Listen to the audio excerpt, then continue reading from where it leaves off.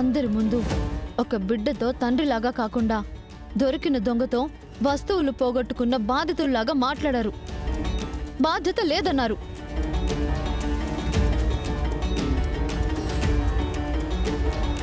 ఇలాంటి చిల్లర పనులు కూడా చేస్తున్నావా అంటూ ఇష్టం వచ్చినట్టు తిట్టారు. మీరు తిట్టాల్సింది తనని కాదు, వీణ్ణి.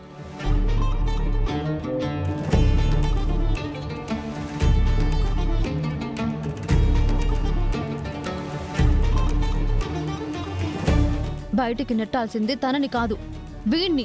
ఏందిమా ఏమట్టా నిలదీస్తుండావు మా ఎన్నని పట్టుకుని?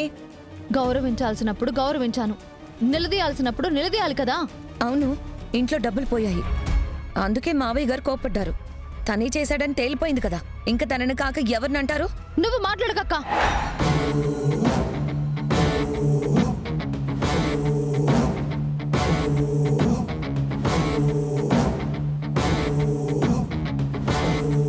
ఒక మనిషి మీద కోపం ఉన్నప్పుడు ఆ మనిషి గురించి మనం ఏం చూడాలనుకుంటున్నామో మన కళ్ళు అవే చూస్తాయి.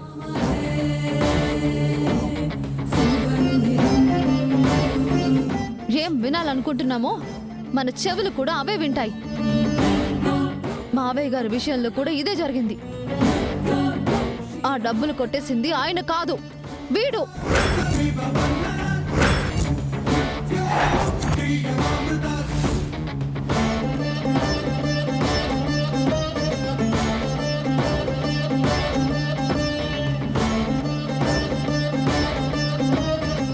ఏం మాట్లాడుతున్నావు విజయ? ఒక్క నిమిషం.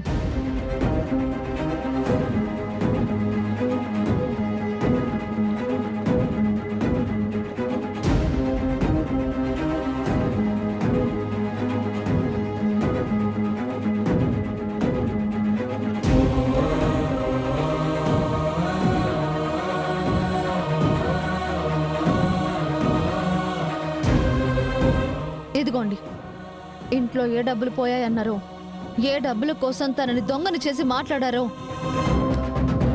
ఏ డబ్బుల కోసం తనని మెడ పట్టి బయటికి గెంటేశారో ఆ డబ్బులు.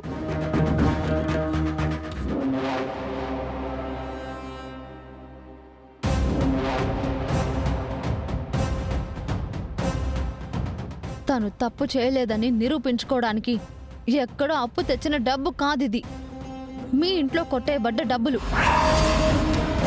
వీడి చేత దొంగతనం చేయబడ్డ డబ్బులు.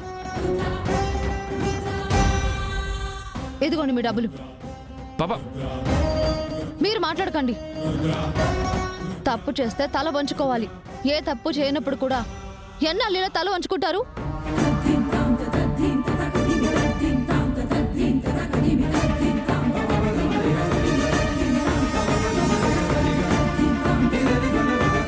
నాన్న మీద గౌరవం ఉండొచ్చు, కాదని ఎవ్వరూ అనరు. కానీ తప్పు చేయనప్పుడు తల్లైనా తండ్రైనా ఎవరి ముందైనా సరే తల వంచుకొని ఉండాల్సిన అవసరం లేదు.